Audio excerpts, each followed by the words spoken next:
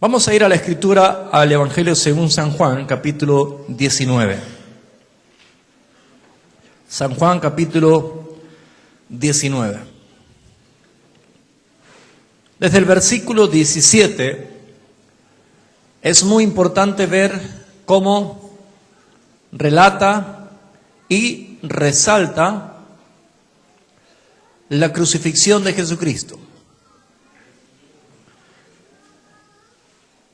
Los cuatro evangelistas hablan de la crucifixión de Jesús, pero Juan es el testigo presencial.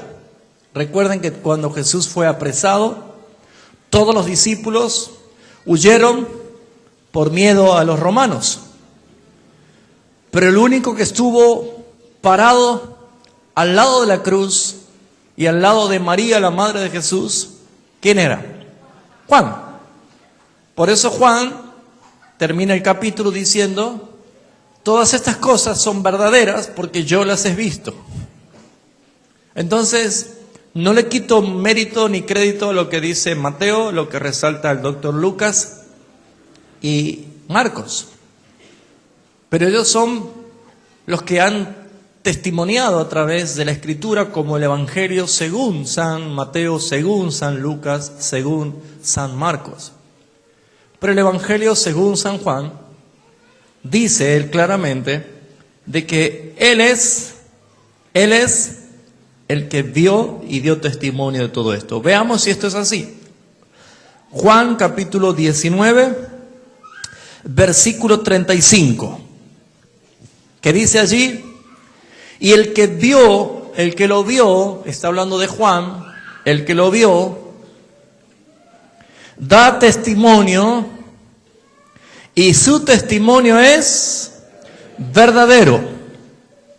Y él sabe, hablando de Juan, de él mismo, que dice la verdad para que vosotros también creáis. Si yo tengo que creer algo, quiero creer algo que sea verdadero. Toda persona que busca creer en algo debe creer o necesita creer en algo verdadero. Porque tarde o temprano, si eso que yo he creído no es verdadero y me doy cuenta que lo que yo estaba viviendo era un engaño, era una falsedad, era una mentira, produce en la persona sorpresa, indignación, pérdida de tiempo y hasta tal vez desilusión. Pero cuando ha pasado el trago amargo de esa situación, comienza la verdadera búsqueda diciendo: si hasta aquí he conocido falso, quiere decir que existe lo verdadero. Algunos están muy enamorados de las cosas falsas porque todavía no ha llegado el tiempo de la desilusión. Algunos están todavía endiosando y adorando los conceptos falsos y creen que la vida les sonríe y dicen: yo ya tengo mi verdad. ¿Qué dice la Escritura? El último capítulo de la Biblia de Apocalipsis dice: mire, el que es injusto, siga siendo injusto. El que es... ¿Se acuerdan? El que es inmundo, siga siendo inmundo. Pero el que es justo, practique la justicia, y el que es santo, santifíquese aún más. ¿Qué está diciendo? Que todo lo que usted considere como su realidad, Dios no le va a obligar a cambiar hasta que usted entienda o se dé cuenta del engaño que puede estar viviendo. Hoy voy a hablar de una frase o de una palabra, de una expresión, mejor dicho, de Jesús en la cruz del Calvario. Jesús dijo 7 cosas importantes estando en la cruz. Pero una de las que quiero hacer relación en esta noche y detenerme para que podamos escudriñarla es en lo que dice el versículo 28. Juan 19, 28. Dice la Escritura: después de esto, habla de toda la agonía, de toda la tortura, de todo el sufrimiento, de todo el dolor que le ocasionaba a Jesús estando en la cruz del Calvario. Después de esto, sabiendo Jesús que ya todo estaba consumado, que ya se había cumplido el propósito de haber venido a este mundo, dijo para que se cumpliese la Escritura, tengo sed. Si usted quiere titular la enseñanza, lo que están levantando sus apuntes, el título es Tengo sed. Tengo sed. Vio que uno no sabe por qué, ¿no? Pero la sed es contagiosa como el bostezo. ¿Se dio cuenta que cuando uno bosteza todo le da ganas de bostezar? Y cuando uno toma agua,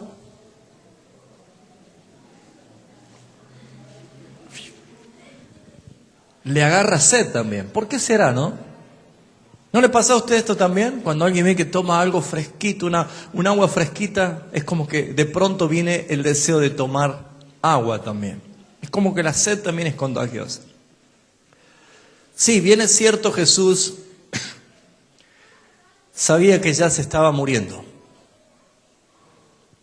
Y él estaba viviendo una situación más terrible en ese momento. Hasta estaba suspendido en una cruz entre el cielo y la tierra, como si fuera que ni el cielo ni la tierra se hacía cargo de lo que estaba pasando. Él estaba allí, entre el cielo y la tierra, colgado en un madero. Yo quiero enseñar en esta noche con esta palabra, porque Jesús, el Hijo de Dios, es la expresión visible del Dios invisible. Jesús, el Hijo de Dios, es la expresión visible de Dios que es invisible. ¿Saben que tenemos un Dios invisible? Sin embargo, Jesús, que es Dios, tomó la forma de hombre y habitó entre los hombres para que lo que se pueda conocer de Dios se lo conoció viéndolo al Hijo. Eso le dijo Jesús cuando Felipe le dijo, muéstranos al Padre. Y Jesús le dijo, ¿hace cuánto que estoy con ustedes y no me conocéis? El que me ha visto a mí, ha visto al Padre. ¿Por qué? Porque Dios es invisible, pero en Cristo se hizo visible. Por lo tanto, para que cada uno de nosotros podamos entender esta expresión, tengo sed, es necesario que podamos ver a Jesús 100% Dios, pero podamos ver a Jesús 100% hombre. En este caso, el que estaba muriendo no era Dios, sino Dios hecho hombre, la persona del Hijo.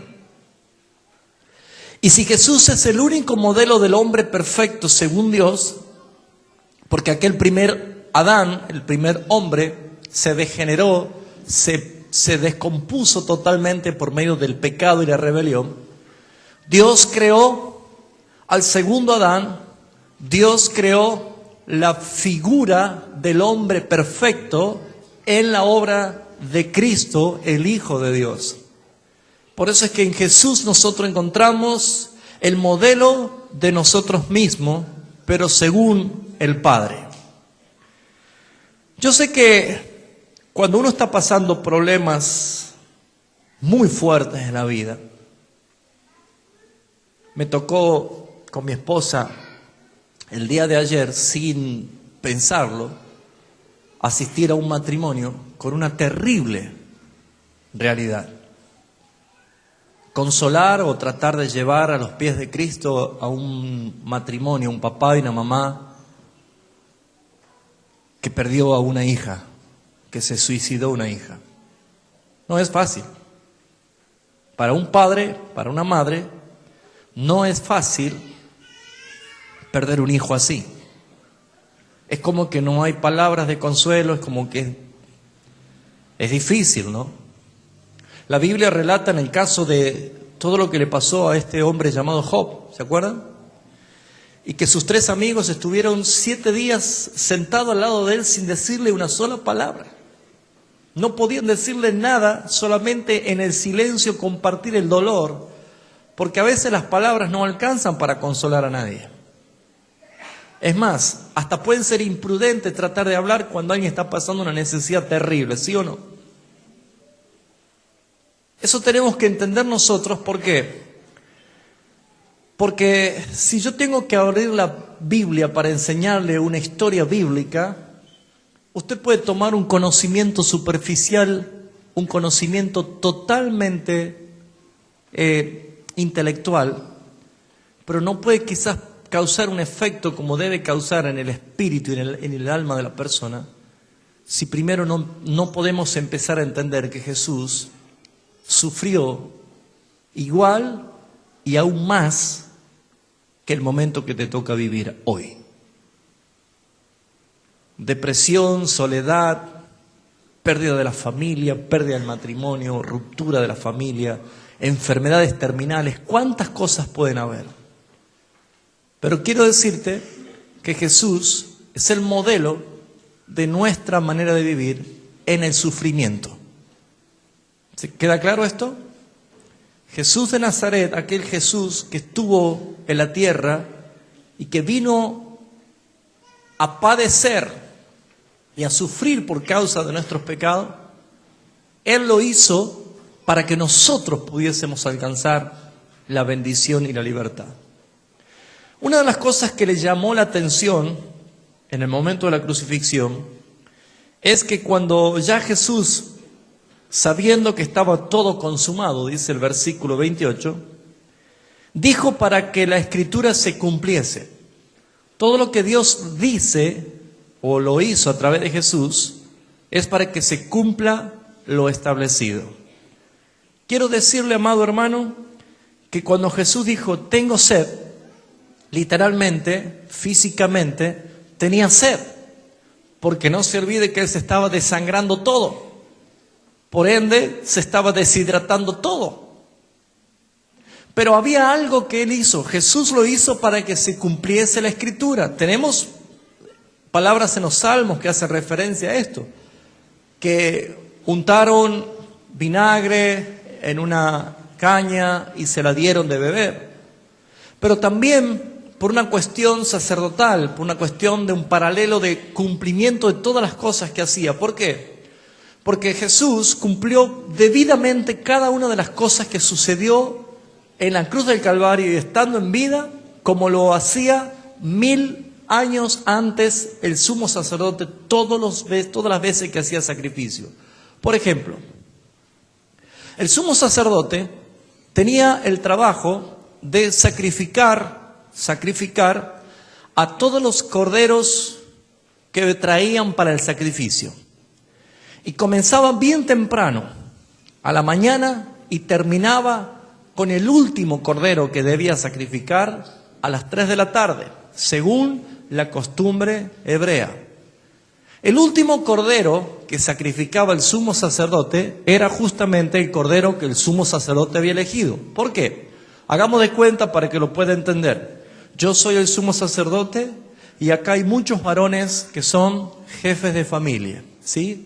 En la costumbre hebrea significaba lo siguiente: yo iba a Belén como sumo sacerdote y traía un cordero para el sacrificio, pero yo lo tenía reservado, atado para las 3 de la tarde, que era el último cordero que debía ser inmolado. ¿Qué hacía el sumo sacerdote durante todo el día?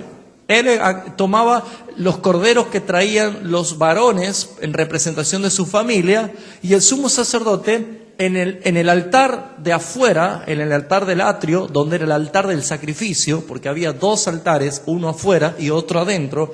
El de afuera, el altar del sacrificio, donde se mataban los corderos, y el altar de oro era el altar donde se echaba el incienso, donde llegaba el olor agradable a Dios.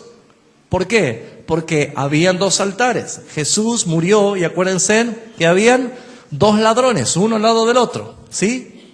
Uno era el que se burlaba de él y el otro era el que creía en él. Ahora fíjense ustedes que para un lado Jesús estaba haciendo una ofrenda de culpa por un pecado en el altar exterior, pero al otro es el altar del incienso, donde llevó justamente la salvación, la primera expresión de salvación para aquel que estaba muriendo al lado de él. Todo tiene un significado. Pero vuelvo a la enseñanza del sumo sacerdote.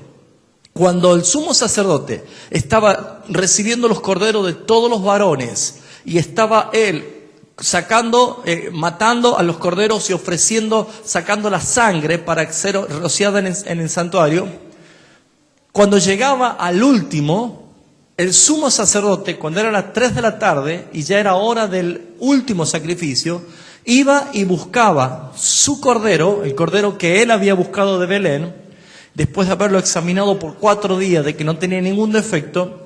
Él decía: tengo sed.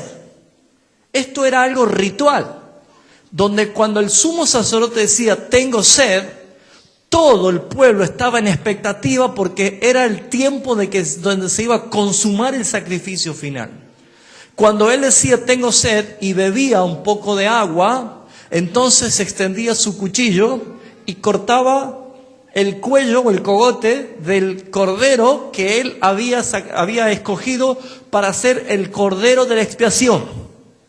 Cuando él decía tengo sed y cortaba el cuello, decía el sacerdote: consumado es, se ha terminado, ya no hay más sacrificio. Y todo el pueblo, cuando escuchaba decir al sacerdote consumado es, empezaba el pueblo a tener una expectativa del perdón de Dios, si Dios había perdonado o no había perdonado. Imagínense, el sumo sacerdote, que había estado desde bien temprano matando cordero, estaba todo salpicado de sangre. Entonces, ¿qué hacía él?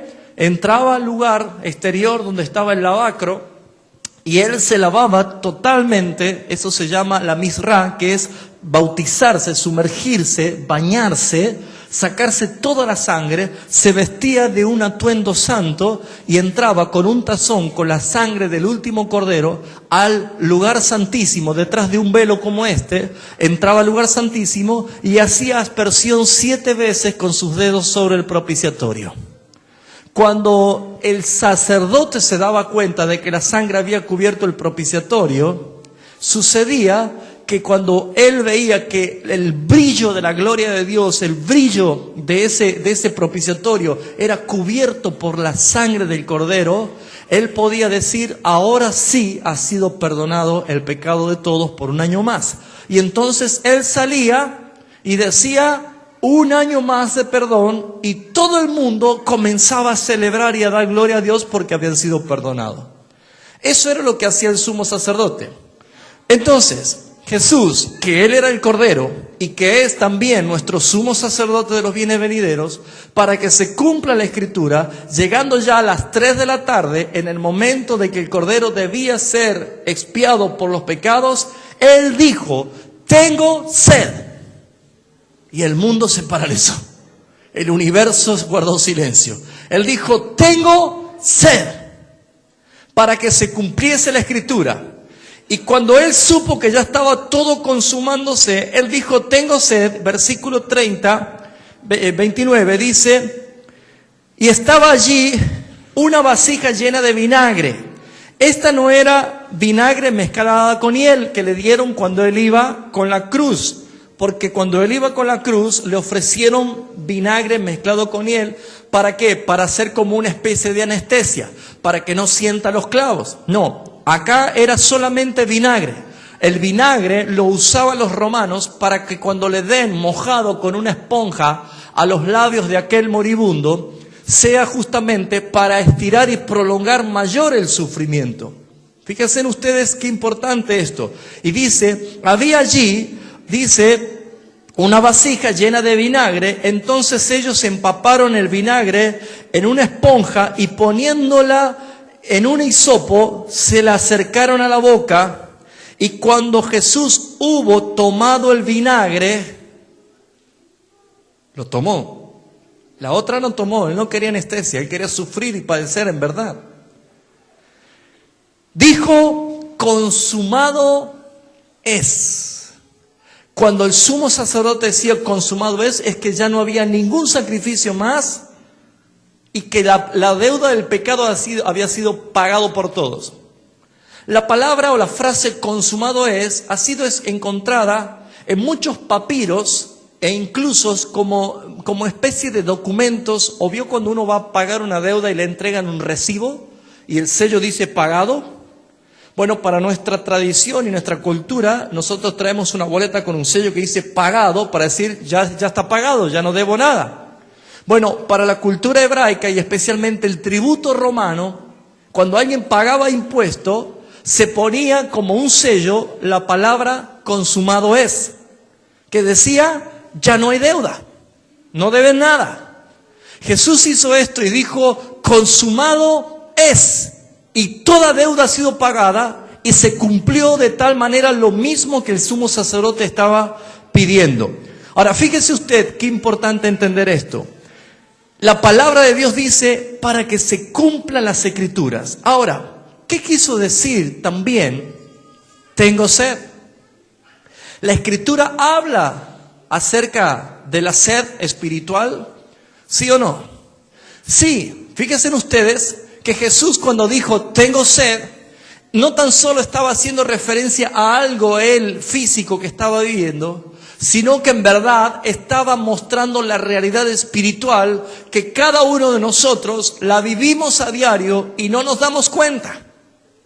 ¿Por qué le digo a usted que a veces es necesario entender los tiempos de dolor o de crisis o de soledad o de amargura que uno pasa? ¿Por qué necesitamos entender? Porque ese tengo sed, que Jesús lo dijo. ¿Por qué Jesús exclamó tengo sed? Jesús hablaba del desamparo que él tuvo con el Padre. Acuérdense que antes de morir, él exclamó diciendo, Elí, Elí, lama sabachthani, que quiere decir, Dios mío, ¿por qué me has desamparado? La palabra ¿por qué me has desamparado? En la traducción que nosotros tenemos nos hace pensar de que Jesús le preguntaba como cuestionándole al Padre por qué lo hizo. Pero la traducción original es ¿para qué me has desamparado? No por qué. Jesús sabía por qué había venido y sabía qué es lo que iba a suceder. Pero ese ¿para qué me has desamparado? Tampoco era cuestionando lo que Dios había hecho, sino que era la dependencia hasta en el momento diciendo, ¿qué más sigue ahora, Padre? Ahora que ya estoy en este momento, debo entender que lo que tú digas, yo lo voy a hacer. Jesús se movió en todo momento obedeciendo al Padre. Y usted dirá, ¿qué tiene que ver eso con mi problema? Mucho, hermano. Porque Él padeció para que usted no vea a su realidad como problema, sino como esperanza de ver la mano de Dios glorificándose en su vida. No es para que usted se desespere diciendo, ¿quién me va a solucionar este problema? Jesús cuando dijo, tengo sed, alegóricamente se entiende que es que Jesús evidenciaba el desamparo del Padre. Según una frase de San Agustín, también alegóricamente, dijo que Jesús decía, tengo sed de que todos tengan sed de mí. Jesús deseaba que todos anhelen de Él. Pero lo que podemos entender es que la sed tiene una consecuencia. Y permítame desarrollarle con la Escritura para que usted pueda entender por qué la sed es sinónimo de separación con la relación del Padre. Es muy importante entender lo que dice Lucas capítulo 16. Acá hay algo que Jesús da a conocer. Lucas capítulo 16.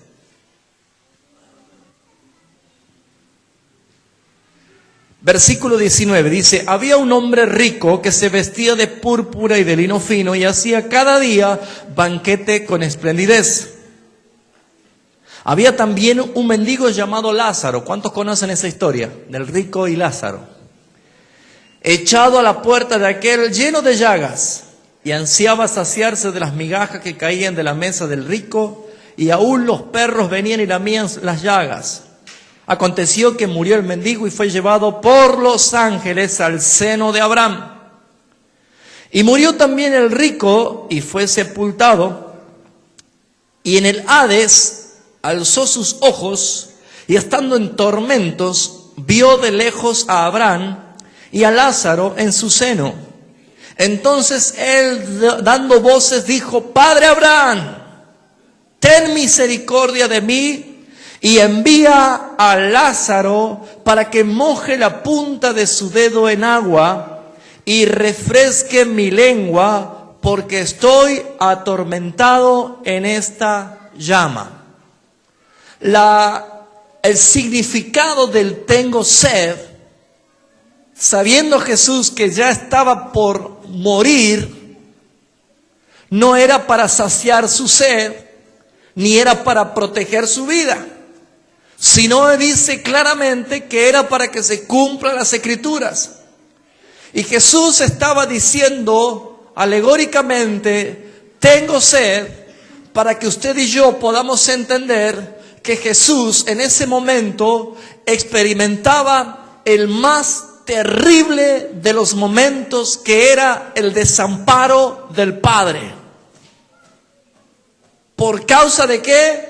Por causa de tus pecados y de mis pecados y los pecados de todo el mundo. Porque el que no conoció pecado, por nosotros se hizo pecado, para que nosotros fuésemos hechos justicia de Dios en Cristo Jesús. Cuando Jesús dijo, tengo sed, estaba diciendo que Él estaba experimentando la separación del Padre. Y usted se va a dar cuenta y va a identificar hoy a través de la Escritura si usted está sediento o no está sediento, porque la Escritura habla de que la sed es una causa de tormento por una sequía espiritual. Salmo 68:6 dice, he aquí que tú haces habitar en familia a los desamparados, mas a los rebeldes los has hecho habitar en tierra seca. La sequía es sinónimo de rebeldía. La sequía es sinónimo de rechazo a la fuente de agua viva. ¿Por qué usted y yo venimos a buscar a Dios cada vez que estamos en problemas, en crisis, en dificultades? ¿Por qué se cree que usted y yo clamamos cuando necesitamos el socorro de Cristo?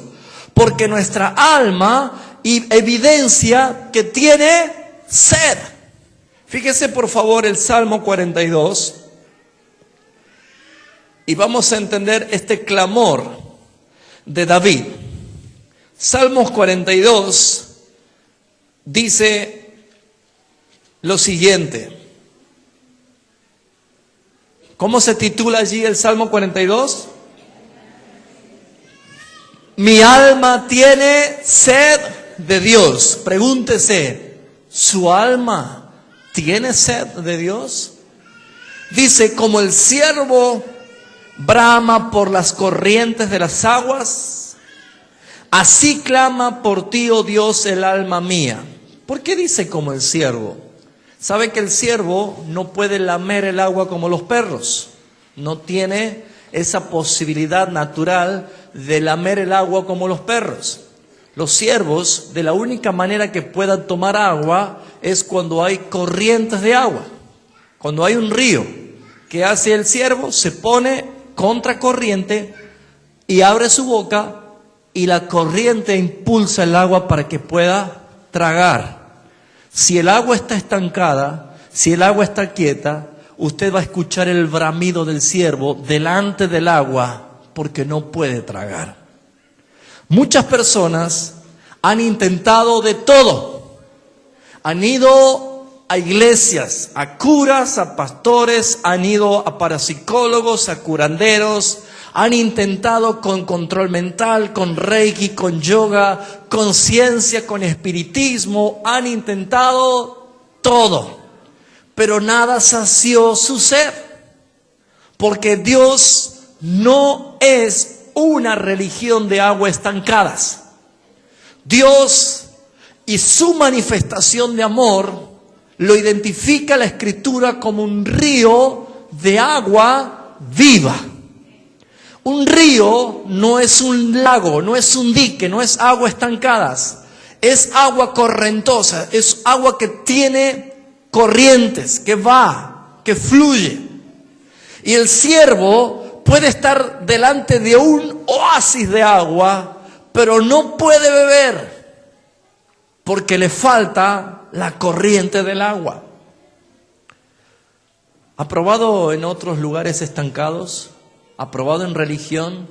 ¿Ha probado en el ocultismo?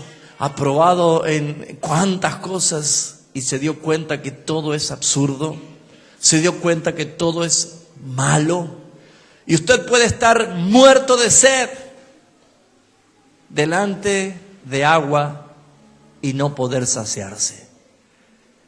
Dice, mi alma tiene sed de Dios, del Dios vivo, aclara. Mi alma tiene sed. Cuando un alma está sedienta es porque reconoce que está lejos del Dios vivo. Jesús no estaba diciendo, tengo sed, porque tenía realmente necesidad de agua. Usted y yo hemos leído que después de esto, sabiendo que ya estaba todo a punto de ser consumado, dijo solamente para que se cumplan las Escrituras, tengo sed. ¿Me está entendiendo? No porque él decía, qué ganas de tomar agua fresquita antes de morir. No era concederle el último deseo. Era para que se cumpla la Escritura. Era para que usted y yo podamos entender que Jesús hablaba de esa manera para identificar a todos los sedientos. ¿Cuál es la causa de los sedientos? ¿Hay promesa para los que están sedientos? Mire lo que dice el versículo 2. ¿Cuándo vendré y me presentaré delante de Dios?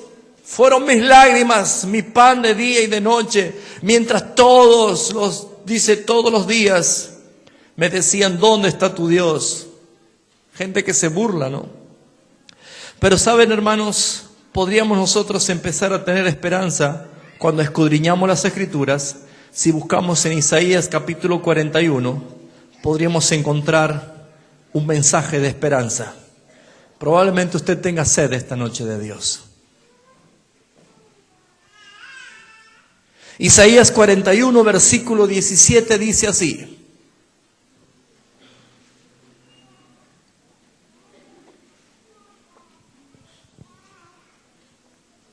Isaías 41, 17 dice, los afligidos y los menesterosos buscan las aguas. Eso quiere decir los necesitados buscan las aguas. ¿Saben quiénes no buscan a Dios en este mundo? Los que creen que tienen todo, los que creen que no necesitan nada. Satanás un día le dijo a Dios, déjame que lo toque a Job, dame permiso que le quite todo lo que tiene y va a ver si no maldice delante de tu propia cara. ¿Conocen esa historia? Y Dios le dijo a Job, todo lo que él tiene está en tus manos, pero no toques su vida.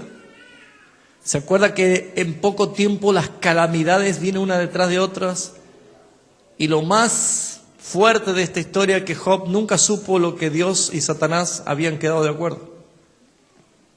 Nunca nadie le dijo a Job. No entendía por qué le pasaba todo esto. Cuando Dios está en soberanía, está en control de todas las cosas, a veces uno no sabe que cuando empieza a faltarle, cuando le falta la familia, cuando le falta la esposa, cuando falta el trabajo, cuando falta los hijos, cuando falta la salud, cuando falta el dinero, cuando falta la paz, cuando falta el hogar, todas las cosas, cuando empezamos a ver que falta, recién nos damos cuenta de lo que hemos perdido.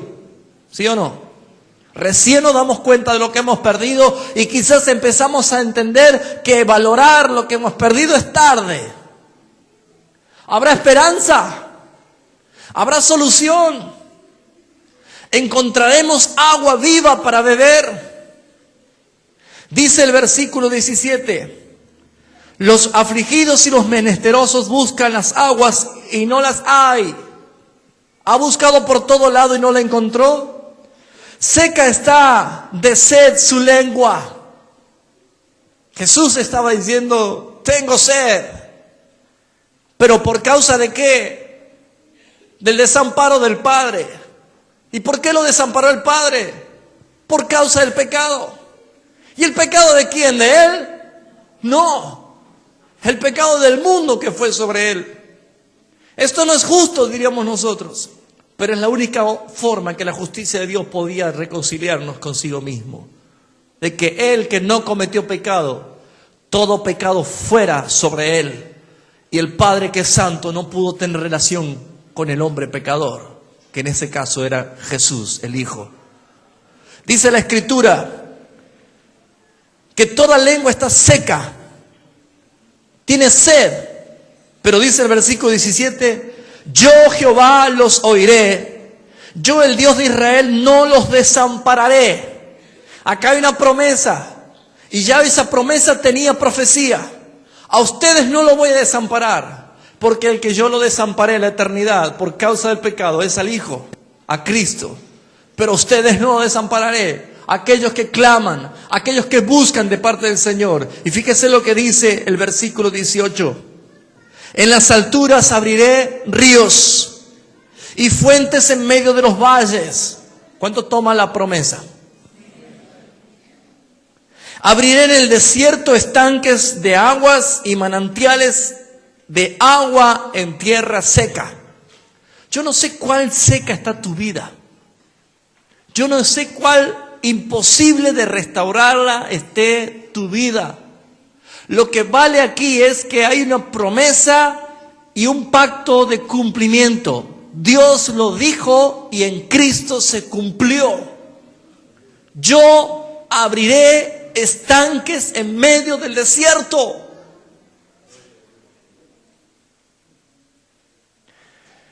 Daré en el desierto cedros y acacias y arrayanes y olivos. Empieza a haber un bosque donde había un desierto, ¿no? Pondré en la soledad cipreses y pinos y dice bojes juntamente, para que vean y conozcan y adviertan y entiendan todos que la mano de Jehová hace esto y que el Santo de Israel lo creó. El único que puede llevarse la gloria cuando Dios transforme tu vida es Él. Y lo hace esto para que entiendas que no importa cuál sea la situación, no importa cuál sea tu desierto, no importa cuál sea tu situación hoy. Jesús dijo, tengo sed, para que usted entienda que tu sequía espiritual, que tu sequía es a causa de la no cercanía del Padre. Y usted puede decir, no, pero si yo estoy bien. No es todo por causa del pecado. Hay cosas que provocan nuestra sequía delante de Dios. Fíjese por favor en Isaías 55:1, que hay no tan solo ya una profecía, sino también ya hay invitación. Amén. Isaías 55:1 dice, a todos los sedientos, ¿qué dice que hay que hacer? Venid a las aguas. A todos los sedientos, venid a las aguas. ¿Cómo vamos? ¿Como siervo? ¿Vamos a bramar? No, porque esas aguas no son estancadas. Esas aguas no son religiosas. Esas aguas no son humanas.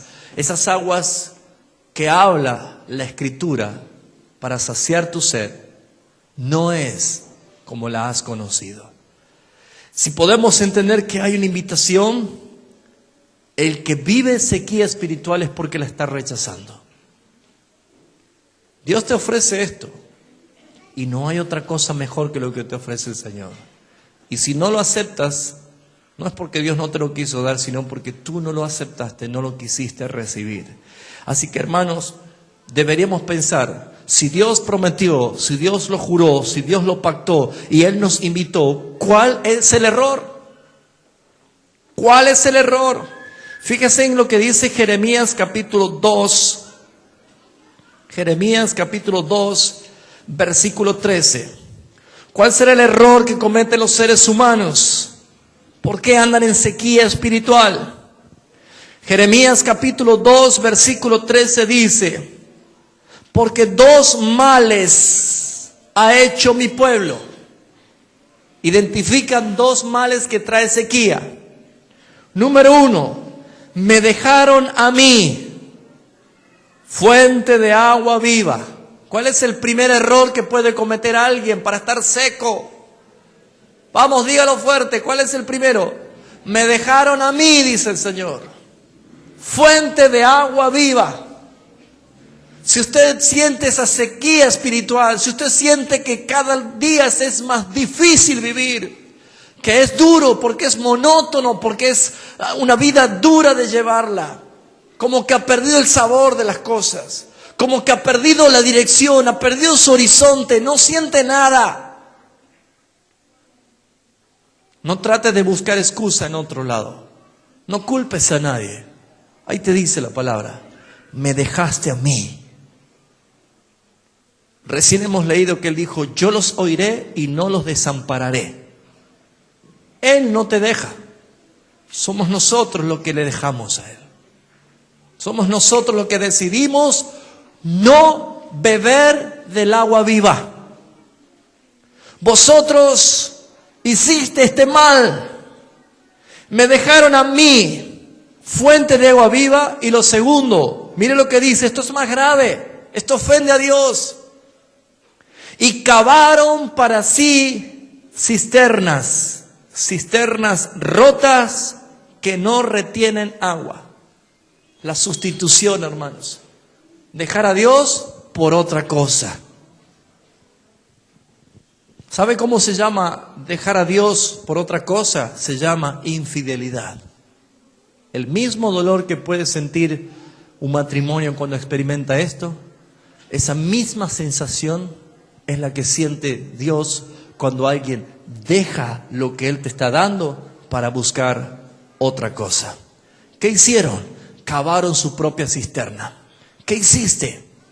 Dejaste la fuente de agua viva y fuiste a buscar tu propia aventura, de querer salir adelante y querer hacer solo, y no te diste cuenta que tu cisterna, la que tú inventaste, la que tú cavaste, la que tú utilizaste, pusiste tu mirada, te sedujiste para salir adelante, era una cisterna rota que no retiene agua. Si yo agrieto este vaso y le echo agua, no va a tardar mucho tiempo al volver a estar seco. ¿Estás seco? Pregúntate, ¿estás seco? Lo siento muy callado. Pregúntale al que está al lado tuyo, ¿estás ahí?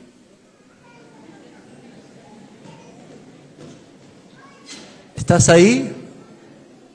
¿Sí? ¿Estás ahí? Ahora, si estás allí, pregúntate, ¿estoy seco? ¿Estoy seco? Uno puede decir, no, yo estoy bien hidratado, tomo Gatorade, tomo 2 litros de agua por día, jugo de naranja, estoy bien saludable. Pero ¿qué mira Dios? ¿Qué ve Dios en tu vida? ¿Estás seco? ¿Sabes? ¿Podríamos darnos cuenta si una vida de una persona está seca? ¿Sí o no? Claro que sí.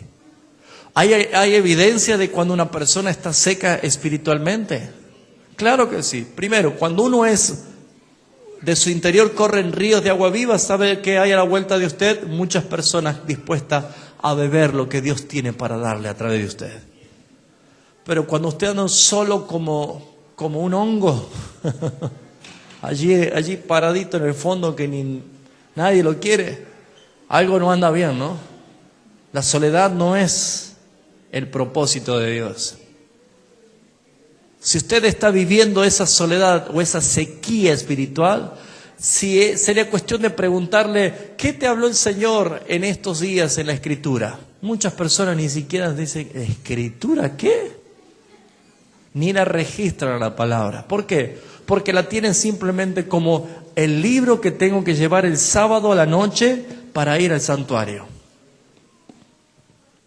Amados hermanos, la sequía espiritual es producto, número 1, de haber dejado la fuente de agua viva, de haber dejado a Dios, haber salido de lo que Dios te está diciendo.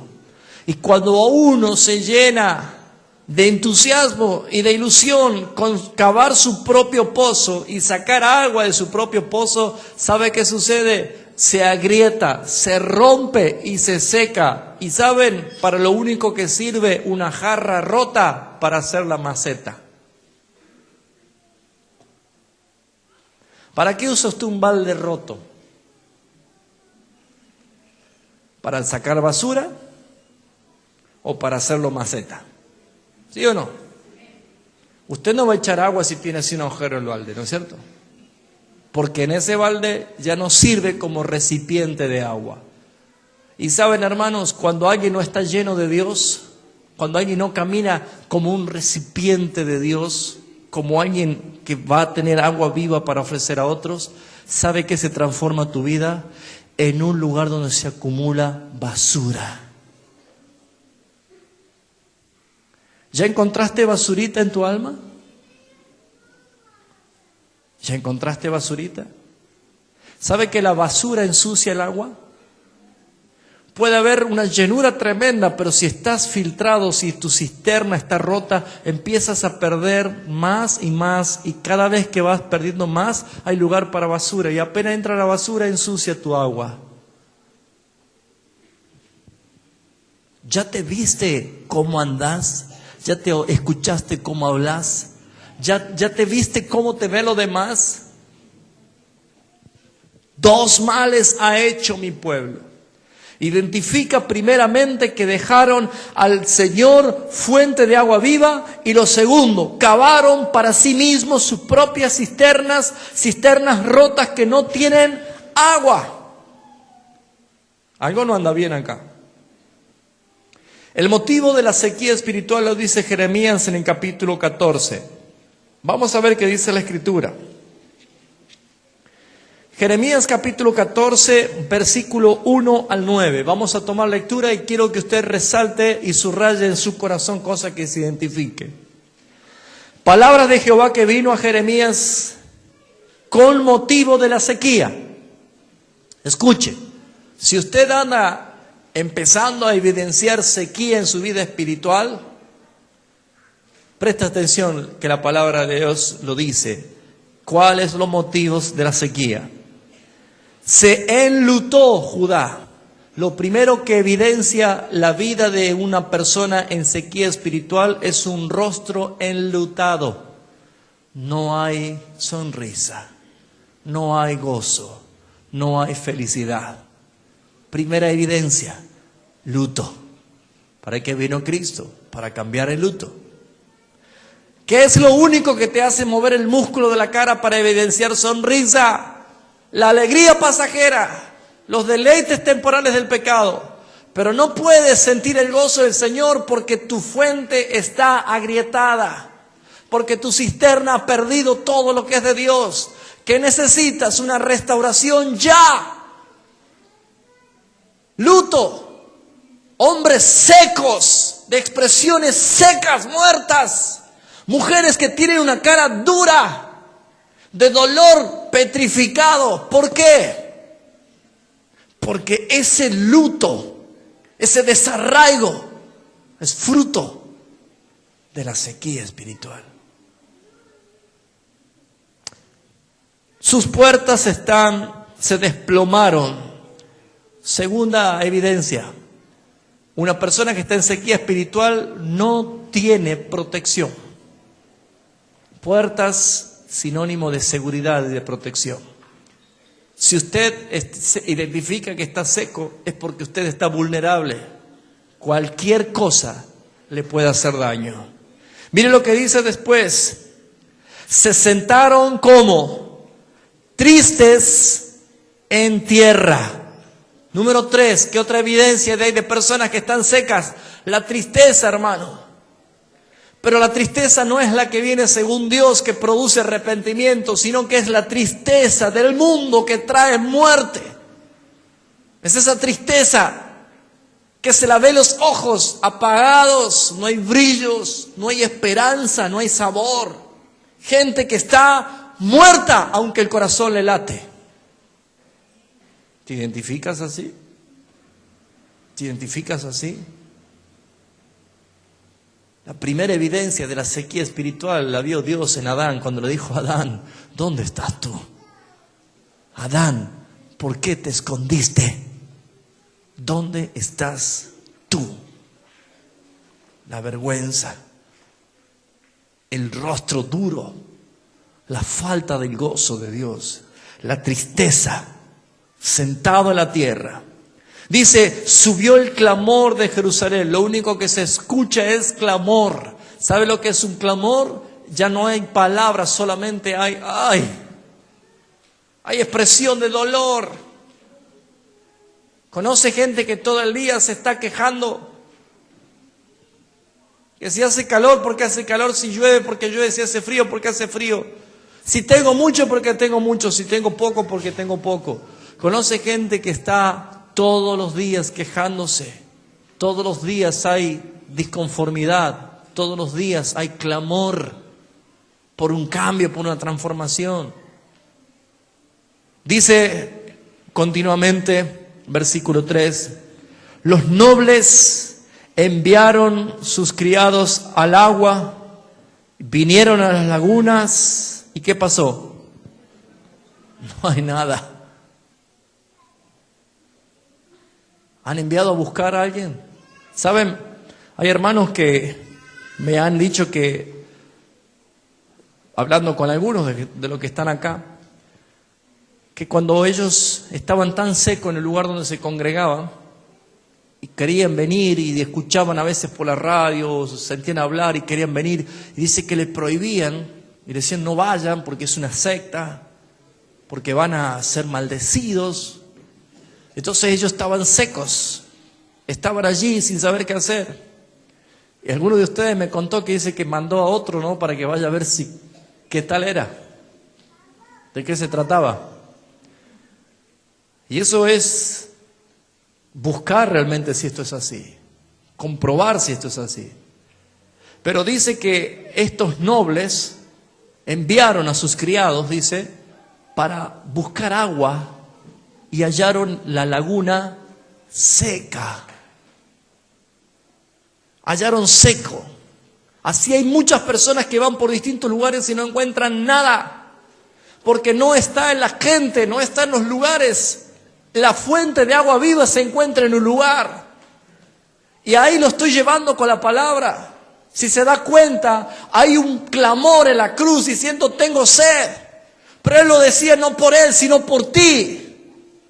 Y cuando tú entiendas que ese clamor debe llegar un día a tus propios labios.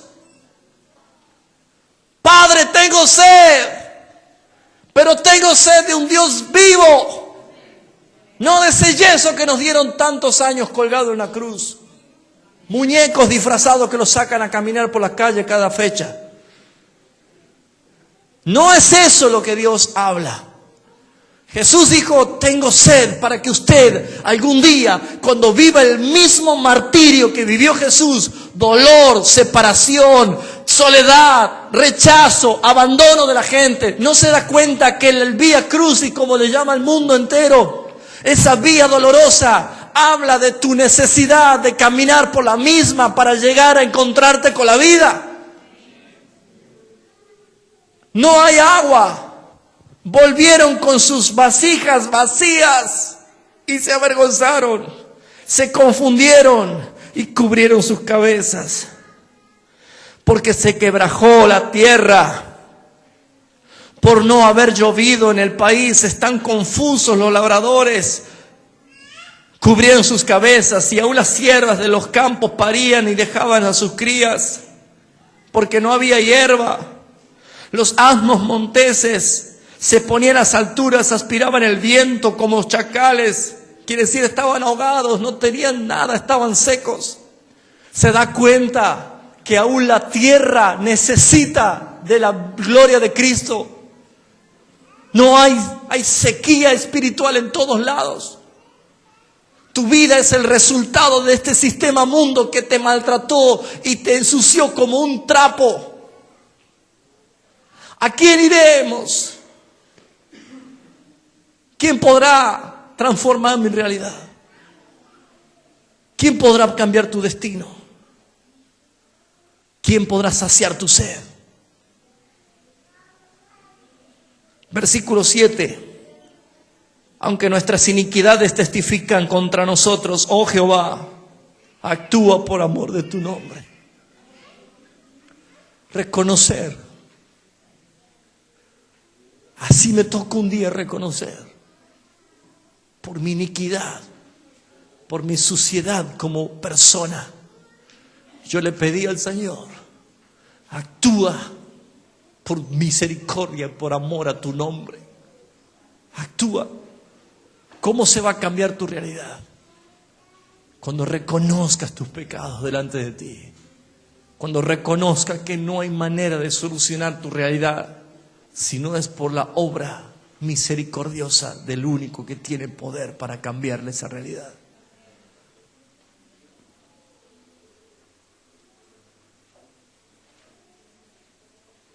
No firmes el documento legal de que todo está terminado. No te apures.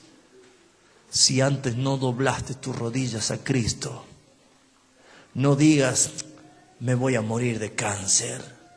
No firmes la sentencia del divorcio.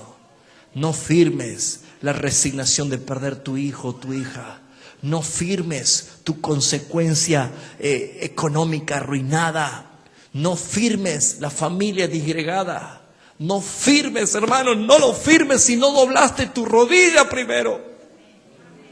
Y dile, Padre, yo sé que esto para mí es imposible que cambie, porque estoy seco, porque no hay nada en mí bueno. Pero en tu misericordia y por amor de tu nombre, Señor, yo no firmo creyendo que esta realidad es la que así me voy a morir. Yo doblo mis rodillas y espero en ti, Señor. Así comienza el cambio.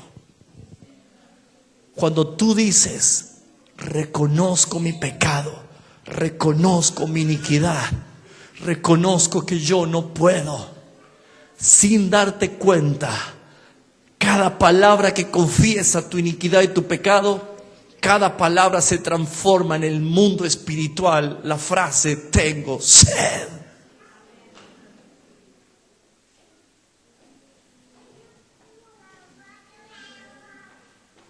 Versículo 7, aunque nuestras iniquidades testificaron contra nosotros, oh Jehová, actúa por amor de tu nombre, porque nuestras rebeliones se han multiplicado y contra ti hemos pecado. Oh esperanza de Israel, guardador suyo en el tiempo de la aflicción, ¿por qué te has hecho como forastero en la tierra y como caminante que se retira para pasar la noche?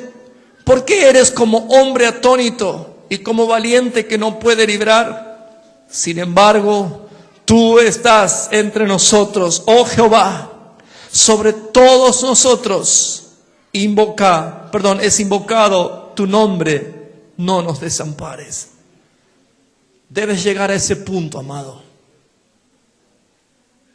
Debes llegar a ese punto. Quebrántate ante el Señor. ¿No te das cuenta que la mejor manera de llegar al triunfo es a través de la lucha? Al gozo se llega después del sufrimiento. El sol sale después de la tormenta. Jamás la noche le ganó al día, por más oscura que está. Y la hora más oscura es desde las 2 de la mañana hasta las 4 de la mañana. Es la hora más oscura.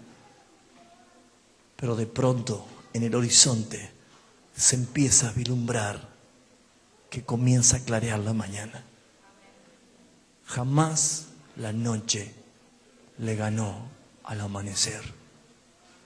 Siempre la Escritura nos va a comparar a los justos como la luz de la aurora que va en aumento hasta que el día sea perfecto. Quiero ir terminando.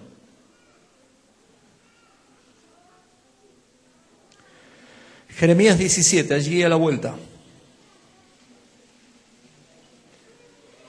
Reconoce otra vez la necesidad de una transformación. Jeremías 17:13. Oh Jehová, esperanza de Israel, todos los que te dejan serán avergonzados, y los que se apartan de mí serán escritos en el polvo, porque dejaron a Jehová manantial de aguas vivas, Sáname, oh Dios, y seré sano. Sálvame y seré salvo, porque tú eres mi alabanza. Qué bonito versículo. Confesar, reconocer. ¿Qué dijo Jesús? Vamos a Juan capítulo 4, versículo 10. Juan es aquel que presenció todo y lo escribió todo, tal cual Jesús lo dijo. ¿Y qué dijo Jesús? Juan capítulo 4, cuando estaba conversando con aquella mujer samaritana. Dice el versículo 7, vino una mujer de Samaria a sacar agua. Y Jesús le dijo, dame de beber. Jesús dijo, dame de beber. Pues sus discípulos se habían ido a la ciudad a comprar de comer. Y la mujer samaritana le dijo, ¿cómo tú, siendo judíos, me pides a mí de beber, que yo soy mujer samaritana? Porque judíos y samaritanos no se trataban entre sí. Respondió Jesús y le dijo, si conocieras el don de Dios, ¿y quién es el que te dice, dame de beber? Tú le pedirías y él te daría agua viva. Él te daría agua viva. Y no ha pasado más que 2000 años de ese diálogo para que hoy muchos sigan delante de la presencia de Dios sin saber lo que Él tiene para darte. Si supieras que esta noche tu sequía se puede terminar cuando escuchas y crees que solamente Él, fuente de agua viva, te puede saciar la sed. Esa sed del error, del desechar al Señor, de olvidarte de Él. Esa sed y esa sequía que ha venido a tu vida por andar indisciplinadamente. Hoy esa sed se puede saciar si en verdad tú le dices a Él, Señor, dame de beber.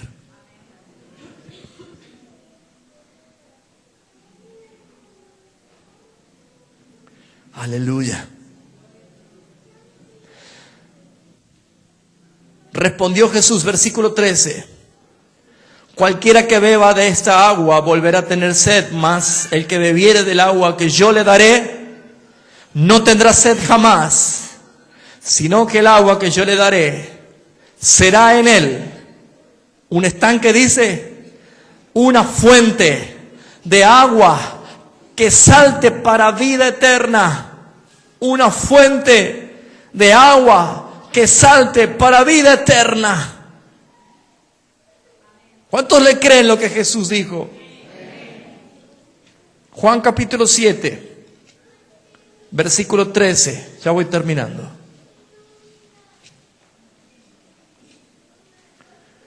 Dice lo siguiente. Juan capítulo 7, versículo 37, perdón.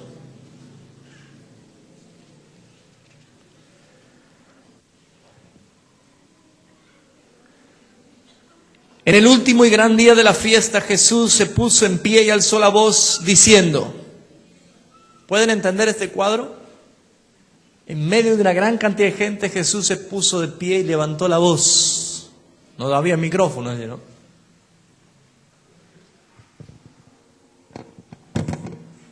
Si alguno tiene sed, habrá captado la atención, ¿no?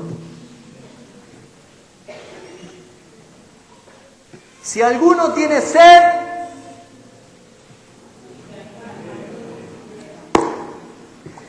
venga a mí y beba.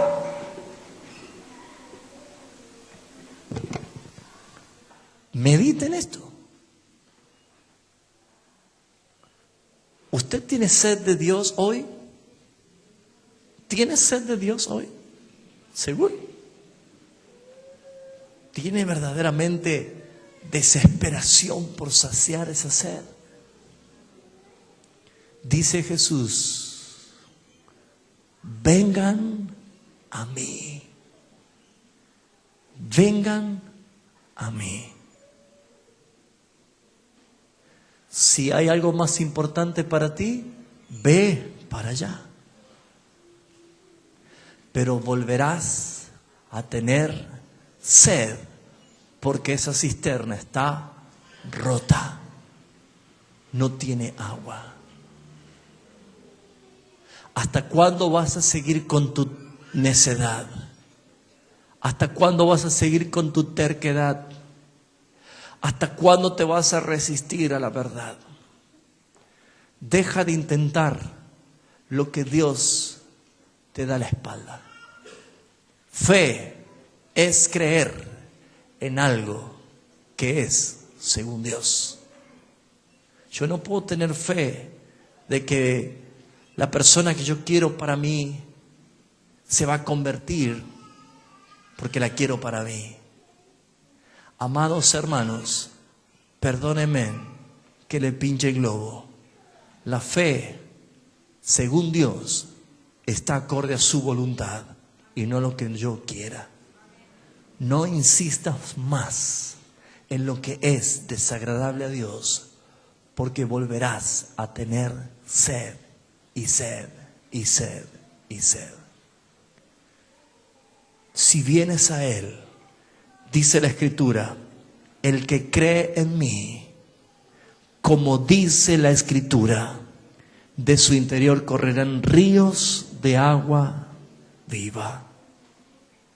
Hasta aquí hoy puedes saciar tu sed y puedes vivir una vida llena de la paz y el gozo y la seguridad que te da el Señor. Pero queda aún una promesa por cumplirse y que dentro de poco seguramente la vamos a vivir los que hemos bebido del agua de vida. Apocalipsis capítulo 7 dice claramente allí una promesa de algo que se va a manifestar. Apocalipsis capítulo 7, versículo 17, dice, porque el Cordero que está en medio del trono los pastoreará y los guiará a fuentes de agua de vida, y Dios enjugará toda lágrima de los ojos de ellos, directamente en su reino. Hay algo más que está por venir. Aún hay agua viva. Yo quiero beber de esa agua, no sé usted. Yo quiero que el Cordero me pastoree. Yo quiero que Él me guíe esas aguas vivas. Allí, en su presencia, en su trono. Apocalipsis 21:6.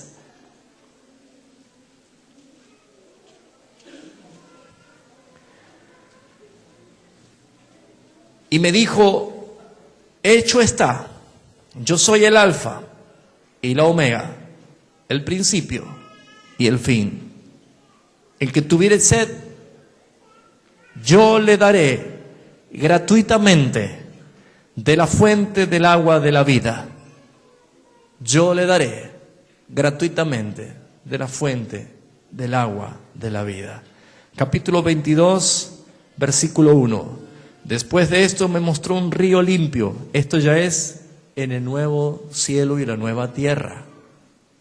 Mire si no necesitamos agua hasta que lleguemos allí, ¿no? Y me mostró un río limpio de agua de vida, resplandeciente como el cristal, que salía del trono de Dios y del Cordero. Allí también hay agua, el agua de vida. ¿Tú crees que vamos a llegar hasta ese lugar con una vasija rota? Jesús dijo, tengo sed. La separación que Él tuvo con el Padre es sinónimo de sed. Él dijo, ven y bebe del agua que yo te daré. Puedes entender que esa realidad espiritual que hoy te toca vivir debe ser suplida y saciada por el agua de vida. Mire, no me di cuenta de esta noche por la palabra que expresaba hoy de traer un espejo y le iba a permitir que usted se vea. A veces uno no se mira en el espejo, Se mira la estética que ofrece la imagen, pero no mira la realidad que vuelca esa imagen. Me entristece ver muchos cristianos que en algún momento tuvieron la llenura del Espíritu y que hoy están tan secos como un valle lleno de huesos.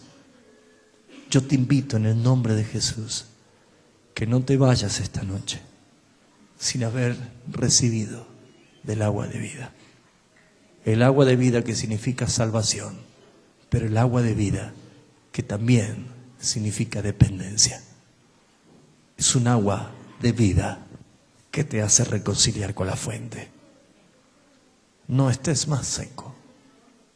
No estés más en esa condición, en ese estado. Cierra tus ojos, por favor.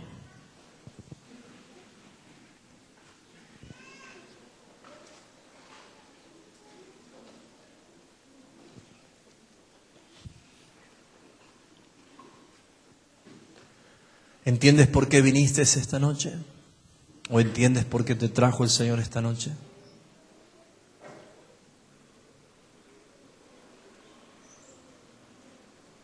Tú decides. ¿Seguirás cavando, intentando tu propia cisterna? ¿O vas a resignar ese intento y vas a decir, Señor, vengo a buscar tu agua? Vengo a buscar tu agua, Señor.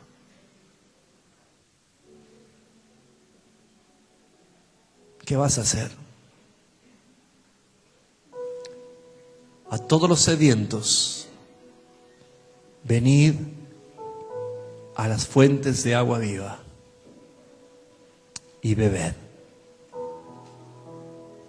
¿Estás sediento? ¿Te has sentido en algún momento como el ciervo brama por las corrientes de las aguas? Estancado en aguas quietas, no hay corrientes.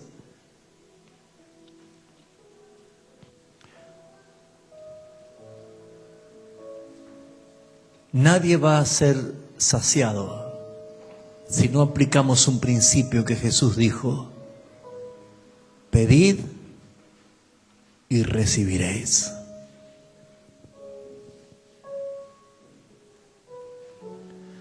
Un principio que el apóstol Pablo lo reveló: sean conocidas vuestras peticiones delante de Dios con toda oración y súplica.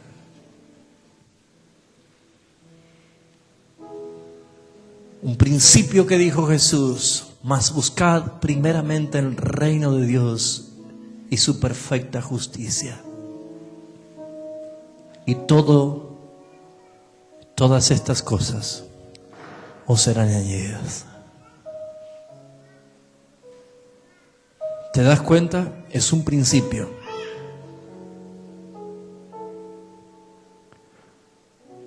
Encomienda a Jehová tu camino, confía en Él y Él hará. Otro principio. Reconócelo en todos tus caminos y Él enderezará tus veredas. La Escritura está llena de principios. Bueno, te invito a que tomes uno de esos para tu vida.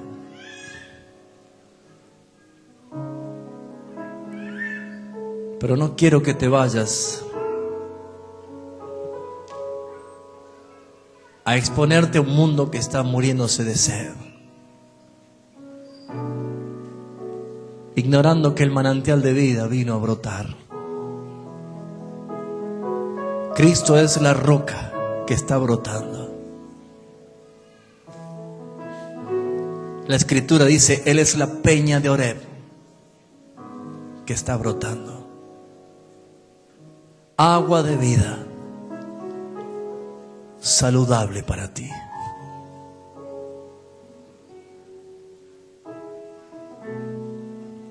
El llamado no es mío, es del Espíritu Santo. A todos los que están en sequía, a todos los que están sedientos. Allí donde estás, ponte de pie, no por mí, por ti. Y no porque te lo pida yo, por obediencia. Estás seco, ponte de pie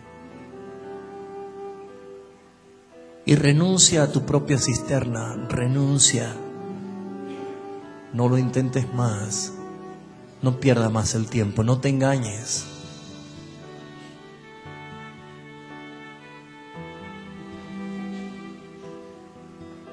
Él es la peña de Oreb.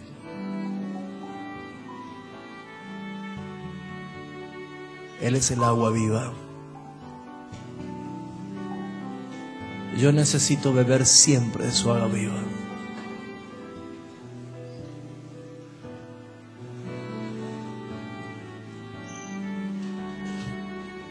No lo haces por otro, ¿no? Lo haces por ti, te pones de pie por ti, por sinceridad.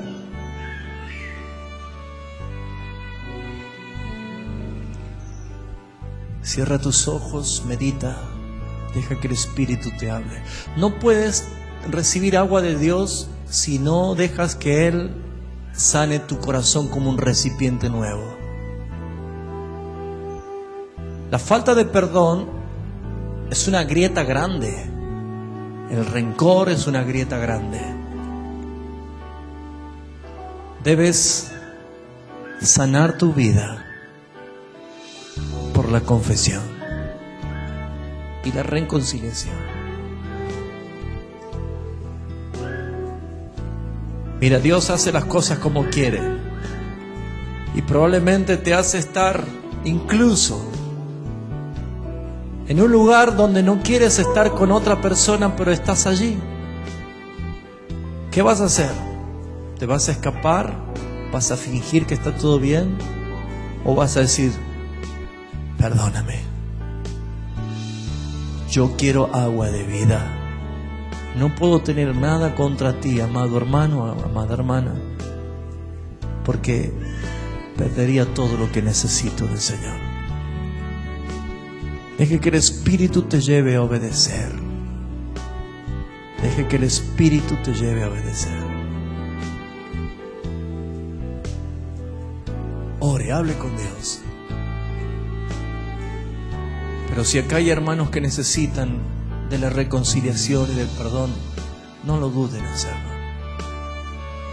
Yo voy a pedirle la misericordia de Dios, que el Padre derrame toda su fuente de agua viva, Cristo mismo, como el agua de vida.